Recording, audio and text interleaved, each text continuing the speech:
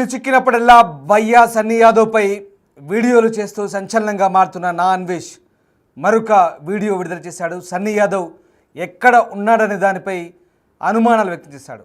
అన్వేష్ తనకు 4 అనుమానాలు ఉన్నాయంటూ ఈ వీడియోలో చెప్పుకొచ్చాడు. పాకిస్తాన్కు చెందిన ఐఎస్ఐ ఏజెంట్లే సన్నీని కిడ్నాప్ చేశారనేది అన్వేష్ అనుమానం. అలాగే పాకిస్తాన్కు సన్నీ 4 సార్లు వెళ్ళాడంటూ అన్వేష్ చెప్తున్నాడు. ఉగ్రవాదులతో లింకులు కూడా ఉన్నాయనే అనుమానాన్ని వ్యక్తం చేస్తున్నాడు. ఇక మేడం ఎన్ అంటే నౌషాబా ఎవరైతే ఉన్నారో ఈ జ్యోతి మల్హోత్రా అలాగే భయ్యా సన్నీ యాదవ్కు సపోర్ట్ చేశారేమో అంటూ అన్వేష్ అనుమానాలు వ్యక్తం చేస్తున్నారు. ఎన్ఐఏ తీసుకెళ్లిందనే దానిపై ఆధారాలు లేవంటూ అన్వేష్ చెప్తున్నాడు.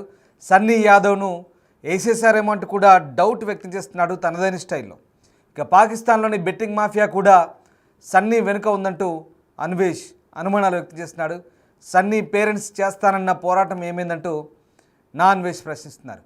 సన్నీకి 12 కోట్లు ఎలా వచ్చాయి, కిడ్నాప్ ఫ్రాంక్ ఏమైనా చేశాడా అనేది నా డౌట్ అంటూ అన్వేష్ ఆ వీడియోలో తనదైన స్టైల్లో చెప్పుకొచ్చాడు. ఇక భయ్యా సన్నీ యాదవ్కి సంబంధించి బెట్టింగ్ యాప్స్ ప్రమోట్ చేస్తున్నాడంటూ గతంలోని నూతన కల్పిఎస్లో కేసు నమోదైంది. దాని తర్వాత ఎప్పుడైతే పెహల్గామ్ ఘటన తర్వాత ఆపరేషన్ సింధూర్ తర్వాత వరుసగా భారత్లో గూఢచర్యకు సంబంధించి చాలామందిని అరెస్ట్ చేసిన నేపథ్యంలో భయ్యా సన్నీ యాదవ్ వ్యవహారం వెలుగులోకి వచ్చింది. జ్యోతి మల్హోత్రా అరెస్ట్ తర్వాత సన్నీ యాదవ్ కూడా 4-5 సార్లు పాకిస్తాన్ వెళ్ళడం, ఆ అంశాన్ని తన వీడియోలో పెట్టడం.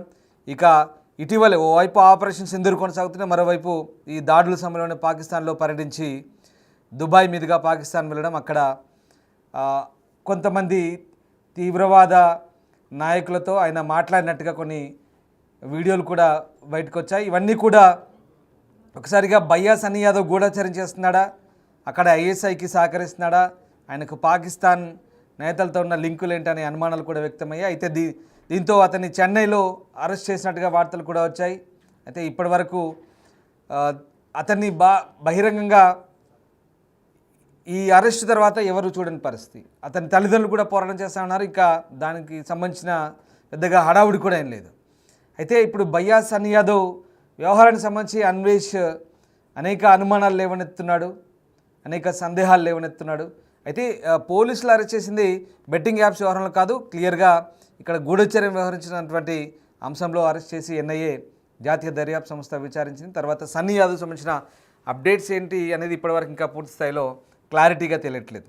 అయితే దీనికి సంబంధించి నా అన్వేష్కు అనేక డౌట్లు వచ్చాయి. అన్వేష్ మరొక వీడియో రిలీజ్ చేశాడు. టైం దొరికినప్పుడల్లా సన్నీ యాదవ్పై వెచ్చుపడుతున్న నా అన్వేష్ ఇప్పుడు సరికొత్తగా మరికొన్ని విషయాలతో వీడియో రిలీజ్ చేశాడు. ఇంతకీ ఆ వీడియోలో నా అన్వేష్ ఏం మాట్లాడారో ఒకసారి చూద్దాం. హాయ్ ఫ్రెండ్స్, అందరూ ఎలా ఉన్నారు? మన భయ్యా సన్నీ యాదవ్ మిస్ అయ్యి 14 రోజులైంది, అతిపతి లేదు. సో మన సబ్స్క్రైబర్స్ 4 ప్రధాన అనుమానాలు అయితే పంపించారు.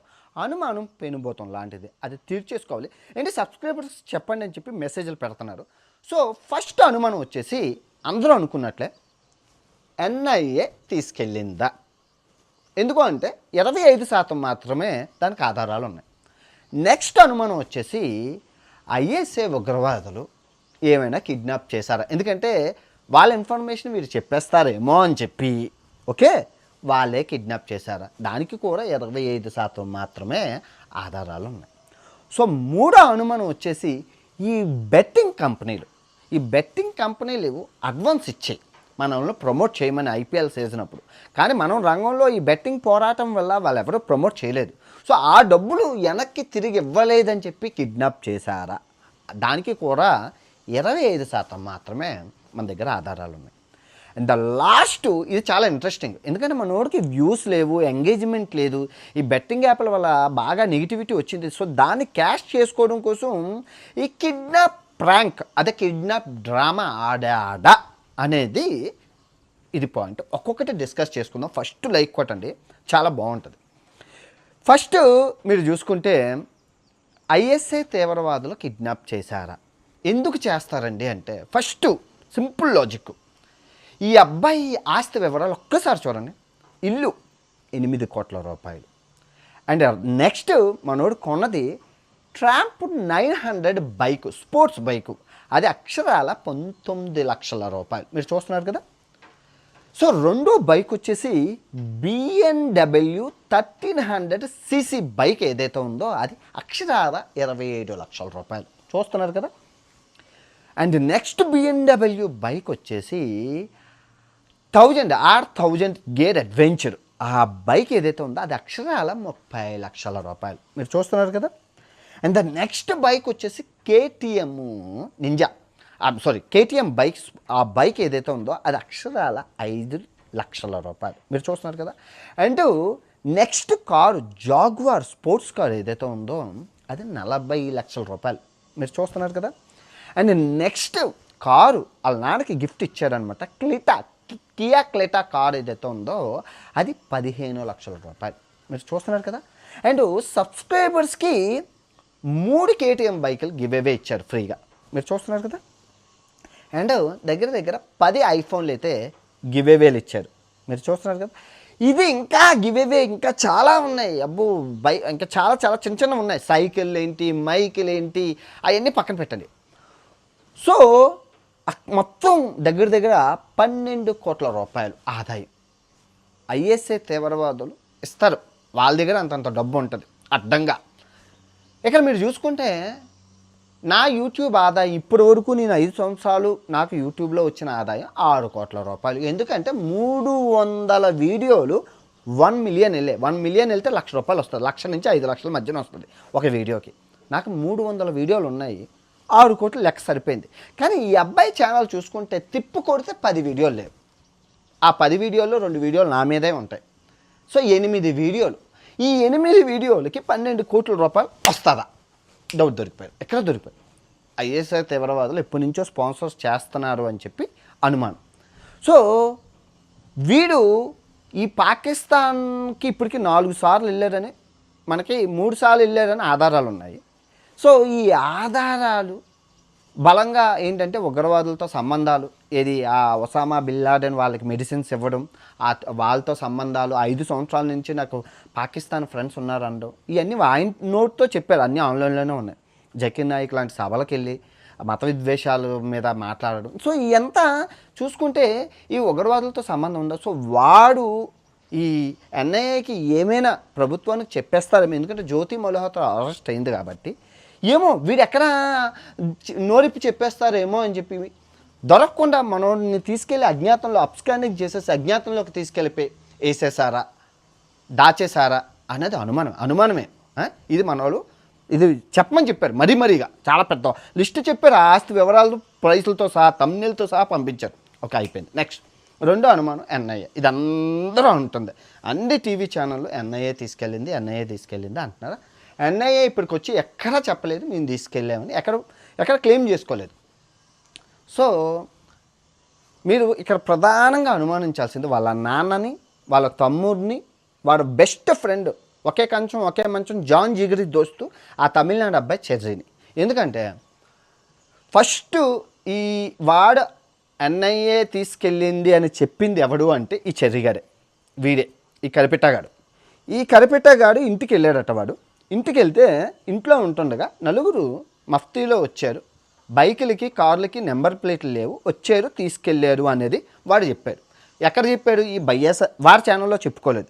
ఈ బయ్యాస్ అన్ని యాదవ్ యూట్యూబ్ ఛానల్లో చెప్పి ఆ వీడియోని వెంటనే డిలీట్ చేసేసారు. అంటే హింట్ ఇచ్చినట్లు, మనల్ని మిస్లైడింగ్ చేస్తున్నట్లు అని అనుకోండి, ఇచ్చి డిలీట్ చేసేసారు. డిలీట్ చేసేసి నెక్స్ట్ రోజే లండన్ వెళ్ళిపోయాడు. ఎందుకంటే ఆ లండన్ నుంచి అప్లోడ్ చేశారు ఆ వీడియో. ఎందుకంటే బ్యాక్గ్రౌండ్ ఆ లండన్ హోమ్ టూరు, ఆ ముందు రోజు హోమ్ టూరు ఒకటే మ్యాచ్ అయింది. సో లండన్ నుంచి అప్లోడ్ చేశారు. అయితే బయ్యాస్ అన్ని యాదవ్ని NIA తీసుకెళ్ళిందని చెప్పాడు. అయితే చెప్పి వాడి కోసం ఏం చేయకుండా ఈ లండన్ ఫ్లైట్ ఎక్కి వెళ్ళిపోయాడు. ఎందుకు వెళ్ళాడు? ఆ దేవుడికే ఎరుక. ఓకే. అండ్ 2 వాళ్ళ నాన్న ఎంత రిలాక్స్గా ఉన్నారంటే, మా ఓన్ని NIA కాదు LIC ఏజెంట్లు తీసుకెళ్ళారు అన్నంత రిలాక్స్గా ఉన్నాడు. ఒక్కలే మా వాడు పక్కింటి చుట్టాలింటికి వెళ్ళాడు అన్నట్లు ఈజీగా అన్ని టీవీ ఛానల్కి చెప్పారు. పోరాడతాం అదే అన్నాం, పోరాడడం లేదు, ఏం లేదు, హ్యాపీగా ఉన్నారు, చాలా హ్యాపీగా ఉన్నారు. వాళ్ళ నాన్న ఏం బాధపడట్లేదు. 3 ఇది ప్రధానం. వాళ్ళ తమ్ముడు ఇప్పుడు అన్నకి ఏదైనా అయిందంటే మొగుడు తెచ్చిన మొండలాగా మనం ఇంట్లో కూర్చొని బాధపడతాం, ఏడుస్తాం, చిన్న దెబ్బ తగిలితేనే ఏడుస్తాం. అలాంటిది NIA తీసుకెళ్ళినా కూడా మనం రోజు వాళ్ళ ఇంటి దగ్గర నూతన కల్లో క్రికెట్లు ఆడుకొని రోజు పంపిస్తున్నారు. ఎందుకంటే నేను గత 12 రోజులుగా మొత్తం అన్నీ చెక్ చేస్తున్నాను వాళ్ళ ఛానల్ రిలేషన్స్వి ఫ్రెండ్స్వి ఏమైనా ఇన్ఫర్మేషన్ వస్తుంది వాళ్ళు క్రికెట్ ఆడుకుంటుండే హ్యాపీగా. వాళ్ళ తమ్ముడు క్రికెట్ జాయిగా ఆడుకుంటున్నారు, వాళ్ళ ఫ్రెండ్స్ అందరూ పంపిస్తున్నారు స్టేటస్లు. మీరు జుట్టు పీకించుకొని తోకలు తెంపేసుకుంటున్నారు, కానీ వాళ్ళైతే చిల్లుగా ఉన్నారు ఫ్యామిలీ అంతనా. కానీ ఆ 25 ఛాన్సెస్ ఏదైతే ఉన్నాయో అన్నయ్య తీసుకెళ్ళడానికి, మనోడు 4 సార్లు పాకిస్తాన్ వెళ్ళారు అనడానికి, అది వెళ్ళి దాచినందుకు గాను. తర్వాత మేడం మెన్ అని చెప్పి ఒక ఆమె ఉంది, ఆ జ్యోతి మల్హోత్రా కాదు, పాకిస్తాన్ ట్రావెలింగ్ ఏజెంట్ అనమాట. ఆ ట్రావెలింగ్ ఏజెంట్కి ఐఎస్ఐ ఎవరి ఇచ్చిన టాస్క్ ఏదైతే ఉందో, నువ్వు ఇండియాలో ఉన్న ఆ ట్రావెలర్స్ని మన గ్రిప్లోకి తీసుకొని మన స్లీపింగ్ సెల్స్ కింద మార్చాలి అని. సో ఆ భాగంగానే ఒక 10 మందిని అయితే మార్చారు. ఆల్రెడీ మన పోలీసులు పట్టుకున్నారు, ఎన్ఐఏ పోలీసులు పట్టుకున్నారు. కానీ మిగతా పీపుల్ ఎవరు అనేది ఆధారాలు ఉన్నాయి. మనోడు కూడా బైక్లో వెళ్తూ నాకు ఒక అమ్మాయి హెల్ప్ చేస్తే అయిపోతుంది పని అన్నారు. అది పాకిస్తాన్లో ఉన్న ఈ మేడం ఎన్నా లేదు జ్యోతి మల్హోత్రానా అనేది ఎన్ఐఏ ఒకళ్ళు తీసుకెళ్తే కనుక ఎన్ఐఏ తెలుసుకునేది. ఎందుకంటే 14 రోజులు అయింది, ఎట్టు అతిపతి గోత్రం ఏం లేదు, అసలు ఇన్ఫర్మేషన్ అనేది మనకు లేదు. సో అది ఒక ఎన్ఐఏ తీసుకెళ్తే వాళ్ళే కొన్ని రోజులకి డేటా అంతా చెక్ చేసి చెప్తారు, అది పక్కన పెట్టండి. సో 3 మీరు చూసుకుంటే ఈ బెట్టింగ్ కంపెనీలు ఏవైతే ఉన్నాయో, ఫర్ ఎగ్జాంపుల్ అండి, నాకు ఇల్లు కనబడుతున్న ఇల్లు కట్టమని చెప్పి ఒక ఆయన 2 కోట్లు ఇచ్చారండి. నాకు అవ్వలేదు, నాకు అమెరికాలో జాబ్ వచ్చింది, నేను వెళ్ళిపోతున్నాను. ఇప్పుడు ఆ 2 కోట్లు వెనక్కి ఇవ్వాలా, నేను ఉంచుకోవాలా? వెనక్కి ఇవ్వాలి కాబట్టి, ఎందుకంటే అడ్వాన్స్ ఇచ్చారు కాబట్టి, రైట్. సేమ్ అలాగే ఇప్పుడు బెట్టింగ్ యాప్లో ప్రమోట్ చేయమని ఐపీఎల్ సీజన్ అప్పుడు ముందుగానే అడ్వాన్స్ వస్తుంది. అడ్వాన్సు మన బెట్టింగ్ యాప్ కంపెనీలు ఏవైతే ఉన్నాయో ఆ అడ్వాన్స్ ఇస్తారు. మీరు చూసుకుంటే పాకిస్తాను ఆయన అక్టోబర్లో వెళ్ళేటప్పుడు ఇక్కడ డఫా బెట్ అని ఉంది, డఫా బెట్ కాదు, బిర్యానీ బెట్ అని. ఈ బిఏటి బెట్ అంటే బెట్టింగ్ కంపెనీస్ అనమాట. మీరు చూసుకుంటే బిఏటి బ్యాట్ అని చెప్పి డఫా bat, Kepha bat, లఫా bat, Jaffa bat అని చెప్పి బోల్డ్ ఆన్లైన్లో బ్యాట్ అని ఉంటుంది, షార్ట్ కట్ అనమాట, ఆన్లైన్లో షార్ట్ కట్. సో వాడు టీషర్ట్ మీద ఇక్కడ హెల్మెట్ మీద బండి మీద వాడి ఫ్రెండ్కి అన్ని పెట్టుకొని వెళ్ళాడు. అంటే అదేది శ్రీరాముడి పేరు ఇండియా కాదు కదా, ఆడు పెట్టుకోవాల్సింది ఇండియా కాకుండా బిర్యానీ బెట్ అని పెట్టుకున్నాడు. ఆ బిర్యానీ బెట్ అనేది ఒక బెట్టింగ్ కంపెనీ. సో ఆ బెట్టింగ్ కంపెనీకి అడ్వాన్స్ స్పాన్సర్షిప్ ఈ పాకిస్తాన్ బెట్టింగ్ కంపెనీ అయ్యి ఉండొచ్చు, స్పాన్సర్షిప్ చేస్తే ఓకే.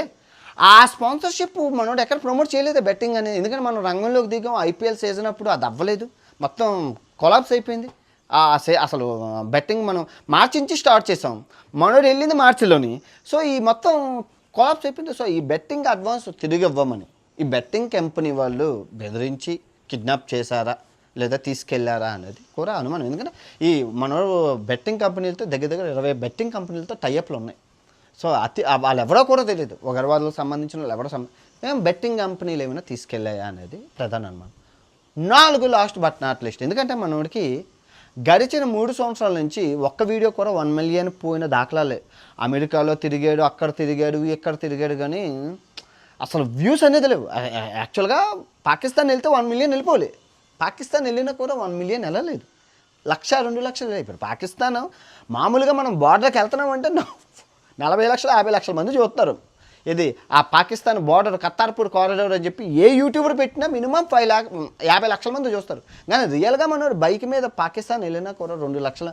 ఆ తీవ్ర మనస్తాపానికి గురయ్యి ఈ కిడ్నాప్ ప్రాంక్ ఏమైనా చేశారా అది కూడా అయ్యి ఉండొచ్చు. ఎందుకంటే మీడియా అరుస్తుంది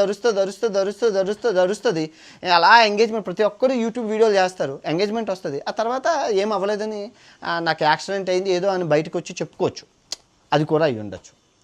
మీకు అర్థమైందా? ఇవన్నీ పక్కన పెట్టండి, అది కదండి 2020లోని ఈ అబ్బాయి మా అమ్మకి గాజులు కొన్నాను, మా నాన్నకి కారు కొన్నాను, మా తమ్ముడికి బైక్ కొన్నాను అని చెప్పి బెట్టింగ్ యాప్లో ప్రమోట్ చేసేటప్పుడు నేను నోరు కుక్కలాగా అరిచానండి. నేను చిన్న యూట్యూబ్ని 2020లో ప్రజలందరూ నన్ను తిట్టారు, కానీ అబ్బాయిని ఏమి అనలేదండి. మీరు అనుంటే అబ్బాయి ఇంతవరకు వచ్చేవాడు కాదు. ఒక మనిషి చెప్పినప్పుడు అరే ఎంతైనా ఉండొచ్చు, ఫ్యాన్ ఉండొచ్చు, హీరో ఎంత పెద్దైనా అయి ఉండొచ్చు, తప్పు చేసినప్పుడు తప్పు అని చెప్పాలండి. తప్పు అని చెప్తే సమాజం బాగుపడుతుంది. అండ్ 2 నేను 2022లో కూడా చెప్పాను. అప్పుడు చెప్పినప్పుడు కూడా మీరు నన్ను ఎదవన్నా అన్నారు, కానీ అబ్బాయిని అనలేదు. 2024లో 41 వీడియోలు చేశాను. తొండ ముదిరి ఓసరవిల్లు అయిందయ్యా, దొంగ నా కొడుకు అయిపోయాడయ్యా, కొన్ని కోట్ల ఆస్తి సంపాదిస్తున్నాడు అయిందయ్యా, దయచేసి ఆపండి అయ్యా, ఎవరైనా రెస్పాండ్ అవ్వండి అయ్యా అంటే మళ్ళీ నన్ను ఎదవా, నేను బూతులు తిట్లేనా అన్నాడే కానీ వాడు ఎదవా అని ఏ ఒక్కడు అనలేదు. 2025 ఇంతవరకు తీసుకొచ్చారు. సో ఒక ఎదవని పెంచి పోషించి ఫాలోవర్స్ ఇచ్చి గివే ఆడికి కమెంట్లు చేసి మా అన్న తోపు దమ్ముంటే ఆపు అని మెసేజ్లు చేసి వాడిని ఎదవలా తయారు చేసింది ఫస్ట్ మీరే. ఈ తప్పంతా వాడు ఇలా ఎదవలాగా అవ్వడానికి కారణం మీరు, మీ లైకులు, మీ కమెంట్లు. రెండో తప్పు వాళ్ళ నాన్న. ఎరా నాన్న ఇంత ఆస్తి మనం నేను చూస్తే గోళీమాత్రలు అమ్ముకునే సారడేను, అనాసీను, క్లోరిన్ ఇదైతే క్రోసిన్ ట్యాబ్లెట్లు అమ్ముకునే ఉండరా, పారాసిటమాల్ ట్యాబ్లెట్లు. మనకి 12 కోట్ల ఆస్తి వచ్చిందంటే ఊళ్ళో ఉన్న నూతన కొల్లోళ్ళు కూడా అడుగుతారు ఇంత ఆస్తి ఎక్కడి నుంచి వచ్చిందని. ఏం చేస్తున్నావురా, నీకు ఎక్కడి నుంచి వస్తుందిరా. ఒక్కరోజైనా వాళ్ళ నాన్న అడిగి ఉంటే ఇంతవరకు తండ్రి తప్పు వల్ల వాళ్ళ నాన్నగారు ఎవరైతే ఉన్నారో రవీంద్ర బన్నీ యాదవ్ ఆయనదే తప్పు. వీళ్ళ తమ్ముడు కూడా ప్రమోట్ చేశారు, కళ్యాణ్ యాదవ్ కూడా. వీడు కూడా అమ్మో చాలా బెట్టింగ్ యాప్లు చేశారు. తప్పు నాన్న అని తల్లిదండ్రులు చెప్పాలి. తల్లిదండ్రులు చెప్పకపోతే ఇలా అవుతుంది. ఎనీవే ఈ వీడియో ఎంతటితో సమాప్తం. మళ్ళీ తిరిగి ఏమైనా అప్డేట్ వస్తే అబ్బాయి గురించి చెప్తాను. జనాలు పిచ్చిగా మెసేజ్లు చేస్తున్నారు, అన్న ఏమైంది ఏమవుతుంది నాకేమైనా తెలియదు, మీరే చెప్పాలి. నేనైతే ఆన్లైన్లో ఇన్ఫర్మేషన్ అంతా మొత్తం అబ్బాయి అప్డేట్స్ అన్నీ చూస్తున్నాను. ఎక్కడ అప్డేట్ ఆన్లైన్లో ఎక్కడ అప్డేట్ లేదు అబ్బాయిది ఎక్కడ ఆన్లైన్లో అప్డేట్ లేదు. ఏ ఇన్ఫర్మేషన్ తెలియదు. ఏ ఉగ్రవాద సంస్థలు కానీ ఏ ఏజెన్సీలు కానీ మేము వాళ్ళని కిడ్నాప్ చేసాము 14 రోజులు మేమే తీసుకెళ్ళామని ఎటువంటి క్లెయిమ్ చేసుకోలేదు, ఎటువంటి ఇన్ఫర్మేషన్